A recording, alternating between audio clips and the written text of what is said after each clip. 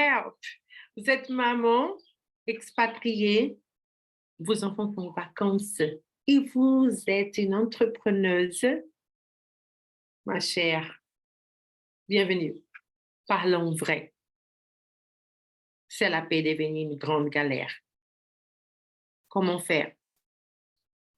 Parlons vrai signifie être vulnérable et partager nos expériences. Je veux partager des choses apprises qui pourront, j'espère bien, aider quelqu'un de l'autre côté. Toi, si tu n'as pas d'enfant, si tu n'es pas maman, si tu n'es pas entrepreneuse, il y a peut-être des choses qui pourront t'intéresser. Donc, restons ensemble. La première chose qui me vient à l'esprit, c'est franchement, liste tout ce que tu as fait. Parce qu'il va falloir couper des choses dans cette liste. Il va falloir prioriser des choses, mais avant de parler de focus, priorité, etc., qu'est-ce qu'il y a à faire? Vide ton esprit. Prends des feuilles, prends un cahier et mets vraiment des choses que tu sais qui sont là. Que ce soit, fais faire un passeport. Et si tu, comme moi, tu as le passeport dans 2 pays, tu le sais, la galère qu'il faut synchroniser, il faut y penser. Il y a les inscriptions scolaires, il y a des rendez-vous avec les médecins, il y a des choses simples comme nettoyer les toilettes, faire du repas, faire les achats, des vêtements que ces enfants ont grandi, qu'il faudra aussi penser à acheter. Il faudra penser également à toi. Il faudra penser à ces business qu'il faudra tourner.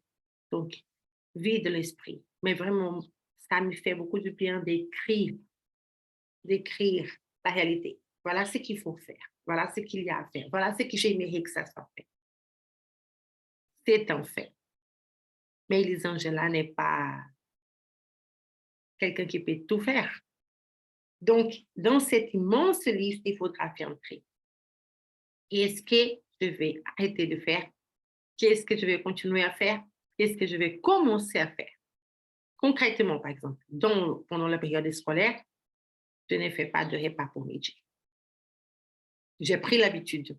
Je mange ce qu'il y a, je mange un bol de céréales. Alors, quand les enfants sont en vacances, ils n'ont pas les mêmes habitudes, donc il faut penser à ces repas du midi.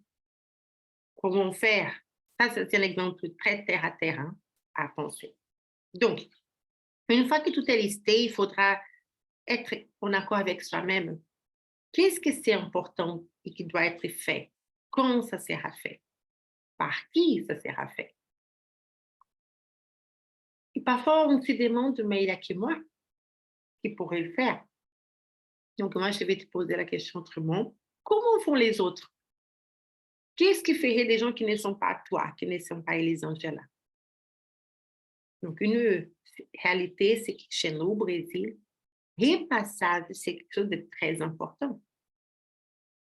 Tous nos habits ont été repassés, que ce soit un t-shirt ou une chemise, tout était repassé. Alors, dans cette vie où j'ai vu aujourd'hui, ce que les repassages, c'est quelque chose d'important. Donc, il y a des choses qui sont indispensables de se repasser, mais pas tout.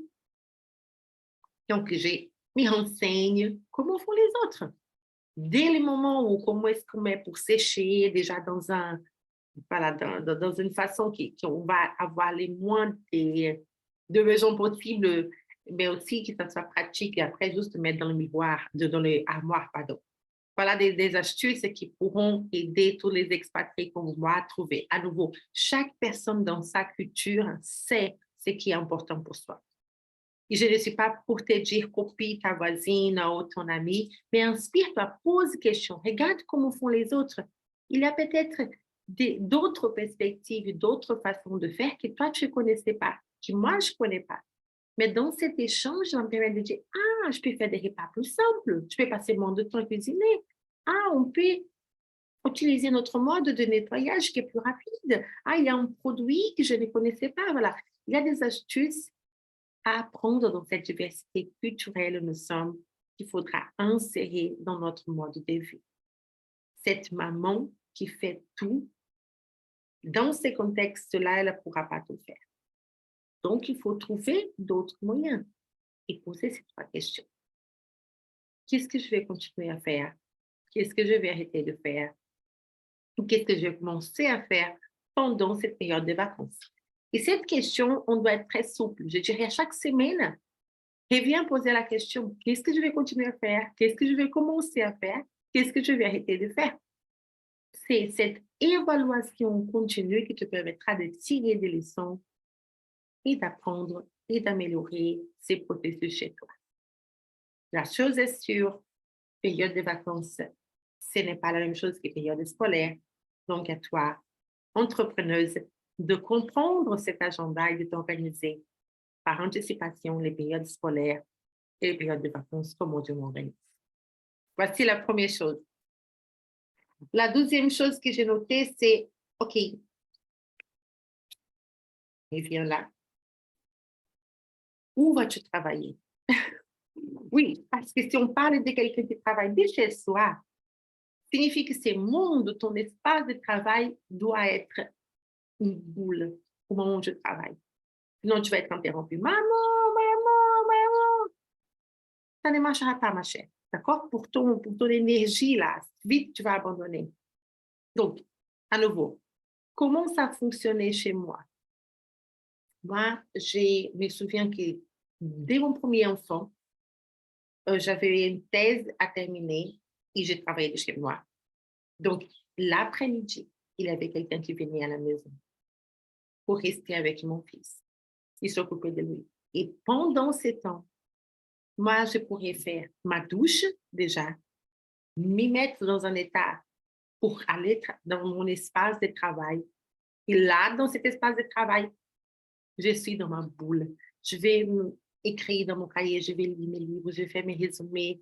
Je vais vraiment vivre ces moments où je suis cette personne qui est dans sa thèse, ou cette personne qui va faire son travail, ou cette personne qui va créer son blog. Voilà, chacune de nous sait ce qu'elle doit faire. Mais dans ces moments, je suis dans ma boule. Laisse-moi faire mon espace. Si tu peux sortir de chez toi, souvent ça aide encore plus.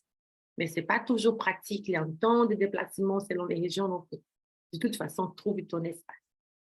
Mes enfants ont grandi, ils sont à la maison, ils sont capables, je n'ai besoin pas forcément d'avoir quelqu'un qui les surveille. Mais qu'est-ce que je fais?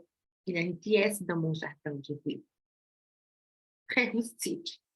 Mais dans cet espace, j'ai la connexion Internet, j'ai la possibilité de m'étaler, on va dire, de faire là dans mon espace et de vivre ces heures de travail que je vais faire, n'importe quel soit le moment, que ce soit très tôt le matin, ou tard le soir, ou dans l'après-midi, c'est ma boule.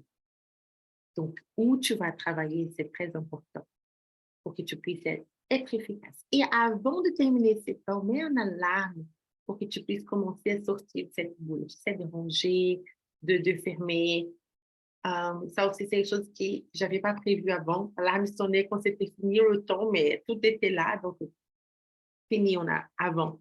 Mais on a l'âme qui te prévient pour que tu puisses commencer à sortir de ta boule et de pouvoir aller vers cet autre moment de ta vie tout en douceur. Troisième astuce, mon énergie, mon focus. Mais comment passer de ce moment où tu étais dans cette boule et tu rentres dans la cuisine et là, il est temps de faire le repas, il est temps de faire autre chose, il est temps de sortir les chiens. Justement, il faudra vraiment choisir quelque chose qui est en accord avec ton rythme de vie. C'est pas juste quand tu vas les faire, mais aussi comment, quelle est ton énergie. Toi, tu connais si tu es une femme qui est un coq, quoi, qui se lève très tôt, si tu es un hibou, tu sais à quel moment tu as l'énergie au max pour donner, et à quel moment tu as besoin juste d'être zen, quoi, de faire des choses que ton cerveau n'est pas au moment du travail. Je vais juste faire la vaisselle. Voilà, je vais juste sortir avec les chiens et les enfants. Voilà, je suis dans un autre mode. Mais ne donne pas le pire de toi à tes enfants. Ça, c'est très important, d'accord? Donc, trouve vraiment le moment où tu fonctionnes et tu sais quelle est la qualité que tu veux donner à tes clients, quelle est la qualité que tu veux donner à ton focus, à générer du contenu, par exemple, ou à quel moment tu veux aussi être attentive à tes enfants et écouter et être avec eux. Quoi. Ça peut être regarder un film avec des popcorn, tu vas te relaxer avec eux, mais ils sont là tous collés à toi, ou voilà, tu vas les amener au parc, ils vont jouer, mais ça va te faire du bien de prendre l'air également, mais choisis, vraiment, mets dans cet agenda ces différents moments, ils fonctionnent pour que ton énergie soit au top. Une astuce aussi pour si tu travailles chez toi au niveau de cette énergie, ça reste encore dans ce troisième point, c'est tes habitudes. Parfois, j'entends des gens qui disent, oh, quand tu sais, tu es à la maison, tu n'as pas besoin d'amener les enfants, tu restes en pyjama toute la journée. À nouveau, chaque personne sait comment elle fonctionne. Pour moi, ça ne m'aide pas. J'ai besoin de créer ces moments. J'ai besoin d'être dans mon mindset de je vais entreprendre. Et si je vais entreprendre, je vais donner les meilleurs. C'est comme si j'ai parti à un rendez-vous, les meilleurs que je peux. Donc, souvent, dans cet espace de travail, il y a une veste que je pourrais mettre pour me rappeler justement de, non seulement c'est pas pour cacher que pour la vidéo, mais ça me met dans un état d'esprit. Mais il y a des choses que personne ne va voir. Mais moi, je vais voir. Moi, j'essaie, je vois la différence. Et ça peut être la lingerie que je porte. Moi, je suis très attentive à les dentelles. Voilà, j'adore ça. Ça me fait du bien de m'habiller, de me préparer, de prendre soin de moi. Et j'ai aussi fait très attention aux chaussures. Donc, j'ai des chaussures, par exemple, qui sont là à côté et qui étaient par un rendez-vous, même si c'est virtuel, il y a souvent la tendance que je mettrai mes chaussures à talons rouges. Il y a aussi des tongs que j'utilise pour aller justement chez moi ou des chaussons. Voilà, parce que c'est fait froid, je vais les utiliser et ça me permet vraiment de me rappeler sur un mode détente. Détente-toi. Et si je pars dans le parc, je peux mettre des baskets ou une autre tongue. Mais voilà, les chaussures parlent beaucoup. Voilà, je suis sensible à ça dans le niveau de mes pieds. Donc, à nouveau, chaque personne sait comme elle est, mais c'est juste pour te dire, prépare-toi, c'est pas juste intellectuellement, c'est pas juste une pièce, mais mets ton énergie, vraiment, prépare-toi pour aller à ces rencontres, pour vivre ces moments. Tu verras, ça va te faire du bien. On récapitule avant de passer au 4-5. Le premier, c'est liste tout ce que tu as à faire. D'accord? Et tu poses ces 3 questions de qu'est-ce que je vais continuer à faire, qu'est-ce que je vais arrêter de faire et qu'est-ce que je vais commencer à faire. Deuxième, tu penses aussi où tu vas travailler. Ça, c'est très important que tu trouves cet espace, tu vas créer cette boule autour de toi et tu n'es pas inquiète à gérer les enfants et le travail au même moment, au même temps. Voilà, ça peut être ta chambre, ça peut être une pièce au jardin, ça peut être un autre endroit. Mais fais ton focus est là et non pas partagé entre les deux. Troisième, c'est vraiment le niveau de l'énergie que tu vas construire, tu vas donner, que ce soit pour faire le repas, que ce soit pour sortir avec les enfants, que ce soit pour ton travail, de te mettre dans cet état. Prépare-toi avec ton état d'esprit, ton corps, tes habits, voilà. Crée tout ça, même une musique, s'il faut pour te détendre, une musique qui t'amènera à danser, mais crée tout ça en toi pour peut-être juste, voilà, si ça te parle. Parfois, j'ai besoin d'une louange, de quelque chose qui m'amène et de dire, parle à mon cœur, aide-moi à écouter ce que tu as à me dire. Qu'est-ce que je dois faire? Comment je dois parler à cette personne? Comment je dois répondre à ces mails? Et la louange, voilà, cette musique que j'écoute, qui m'amène à penser au divin, me faire changer mon état d'esprit. J'aide-moi à me rappeler que je suis là pour servir d'autres personnes, les aider à se développer et devenir les meilleurs d'eux-mêmes. Voilà des 3 choses. La quatrième, chose, c'est inclure toi-même dans cet agenda. Que c'est dans ces mondes des choses à faire.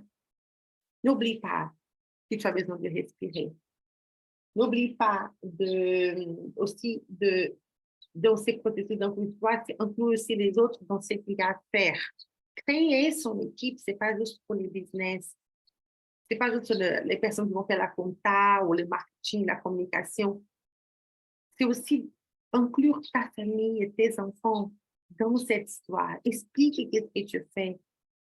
Travailler sa communication, c'est important, mais ça, c'est un chapitre pour un autre jour, mais c'est important. On peut penser que les autres vont déduire notre pensée et c'est faux. Il faut apprendre à communiquer, il faut apprendre à poser les bonnes questions pour comprendre quelles sont la perception qu'ils ont. Tout ça, c'est important. La communication est fondamentale pour ta réussite, pour que tu puisses être plus en paix possible avec toi et les personnes qui sont importantes pour toi. Mais oublie pas de mettre dans son agenda du temps pour toi. Tu es importante. Et c'est ton état d'esprit, c'est ton sourire dans les yeux, ou tes larmes quand de la fatigue tombe. Juste être toi, vulnérable, qui vont aider tes enfants à savoir que le monde de cette personne-là qui essaie de les inspirer est aussi un monde rempli d'émerveillements, d'émotions, des visions, de ton pourquoi.